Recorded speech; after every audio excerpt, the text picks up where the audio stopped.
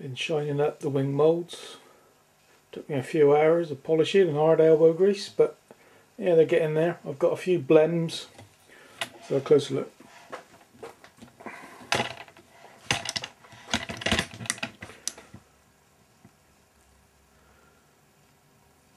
Yeah, there's a few blemishes along this trailing edge on the bottom part of the wing. Got a few little chips. And a bit farther up near the centre of the panel there's another couple of chips, but this is a pretty solid half, this one.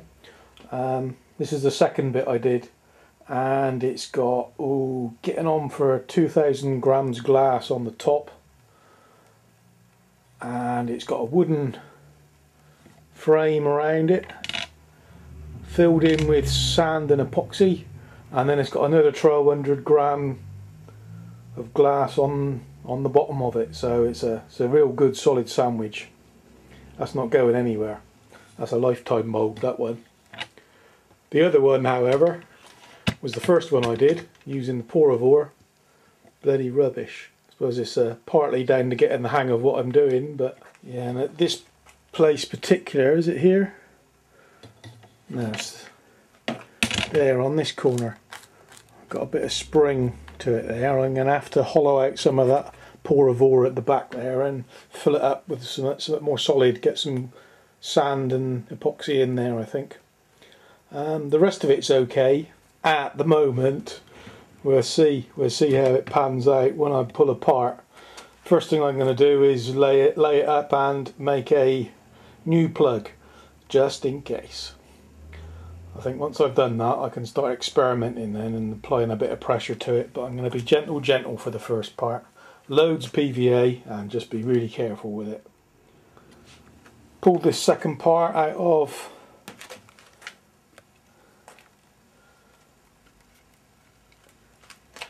the energy inner nose, and you can probably see, I don't know, can you see? I've still got the PVA on there, so you can see I've got a good thickness of PVA in there, and it's just starting to, just got to wash it out and get it out there now. But just to let you know that I put plenty of PVA on. I've learnt my lesson. If you're gonna do a pattern and you're using wax and PVA, put plenty of PVA on and spray it on. And also the first couple of parts you pull from the mould, loads of PVA, just spray it on and build up a good thickness. After that you can start putting it on with a sponge then, but if you put it on thin to start with, you seem to get some chemical action goes on between the part and the mould, and it tends to stick and just takes that surface off, and you end up with a rough finish and you've got to go back to all that bloody sanding again. So I'm learning to avoid all that. Of course, the next thing is to use a semi-permanent release and get rid of all this altogether. But you can see this one's had the PVA washed out, and you can see it's pretty it's pitted. You know, the surface is very pitted. So where I've sprayed the PVA on, I've never had the hang of getting it on silky smooth. It just tends to sort of fisheye a bit, and it's easy to sand out, you know, it wouldn't take long to do it, but yeah, semi-permanent, you can avoid all that, but of course it's all extra money and new learning curve, seeing what works, what doesn't.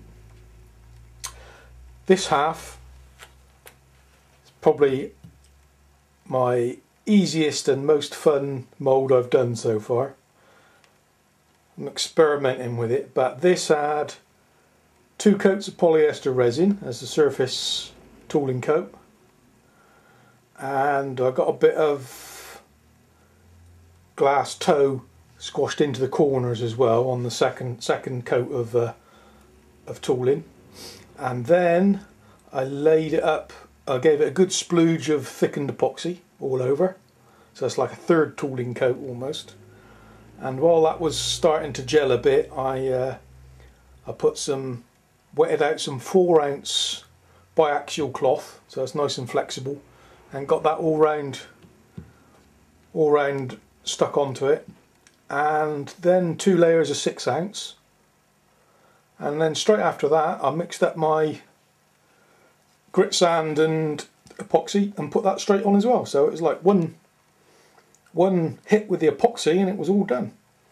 And that's solid, that's like a brick. And I measured it all out this time as well, and the mixture was 20 parts grit sand to 1 part epoxy by volume. So that's a really lean mix, but you can see it was enough. There's no, there's no looseness there. It's all bonded together. And the beauty of the grit sand is that you tamp it in. It's like laying a floor. So obviously you're working the other way around. So you can compress it in there, keep tamping it in with the block, and just sort of screed it off. Keep tamping it and smooth it out. I had some pigment in the epoxy to make sure that I could see it was all wetted out, and you can see the pigment all started coming off on my little tamping block. So yeah, there was plenty of epoxy in there. You could probably go leaner, but it's a good place to be. 20 to 1, I think. I'm pretty sure with the poravor I used a mix of 10 to 1 with the epoxy. But you can see it's pretty crumbly. There's no structural integrity to it or anything. It's like breadcrumbs almost. I mean, it is just hollow glass, but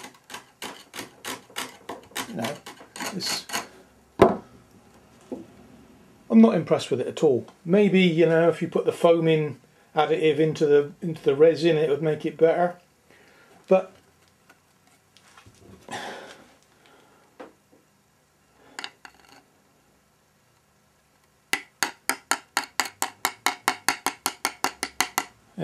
completely different with the grit sand.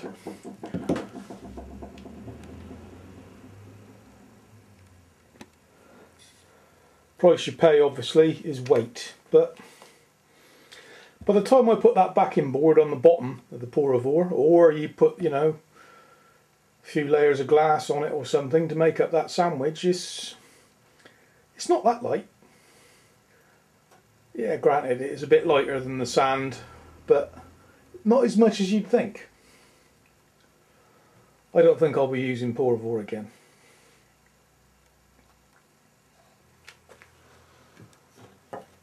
Laid up this, well, I've already laid it up, haven't I? But yeah, got the nose glued in there, so that's made a bit of progress. I haven't done much to it, but every little bit helps, I guess.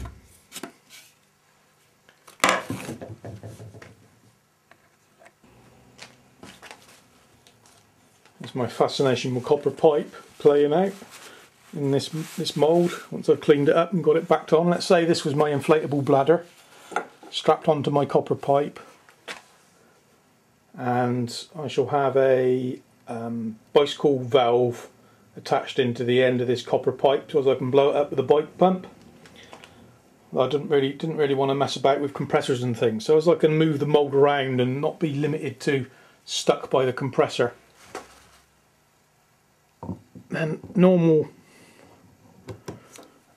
tapered wet seam, and then put some pressure into it on the end, into the car valve, and should all inflate and should end up with a lovely mould, or a lovely part.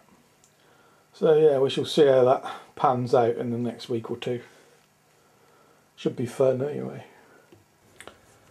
Okay, got the wing mould finished, or at least the bottom half. I haven't started the top half yet, but yeah, it's all polished up, and I filled up any little holes along the edges here and sanded it and rounded all the corners so as I can put it in a bag and not messing around with sealant and things.